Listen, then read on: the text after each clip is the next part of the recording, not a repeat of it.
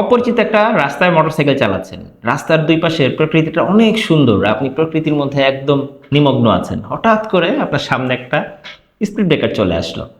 So এক্ষেত্রে আপনি কি করবেন? সাধারণত তিনটা পরিস্থিতি এখানে ঘটে। একটা হচ্ছে আমরা আমাদের গিয়ারটা কমাই, এরপরে আমরা স্বাভাবিকভাবে স্পিড ব্রেকারটা পার হই, তারপরে থ্রটল দিয়ে বাইকের প্রেশার ক্রিয়েট করি এবং পুনরায় আমরা আমাদের গতিতে ফেরত আসি। দ্বিতীয় যে ঘটনা ঘটে সেটা হচ্ছে আমরা স্পিড ব্রেকারটা প্রথম পার হই, এরপরে আমরা আমাদের গিয়ারটা কমাই, তারপরে আবার আমরা থ্রটলের মাধ্যমে বাইকে প্রেশার ক্রিয়েট করি, আবার গতি তুলি।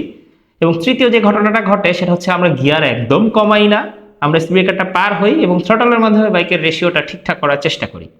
সো কোনটা আসলে সঠিক, এটা এই বিষয়ে আপনাদের সাথে এখন কথা বলার চেষ্টা করব। বরাবরের মতোই আপনি দেখছেন কিউরিয়াস বাইকার, যারা ফেসবুক পেজে দেখছেন ফলো, ইউটিউব চ্যানেলে যারা দেখছেন সাবস্ক্রাইব বাটনটা ঘুষি মেরে দেন।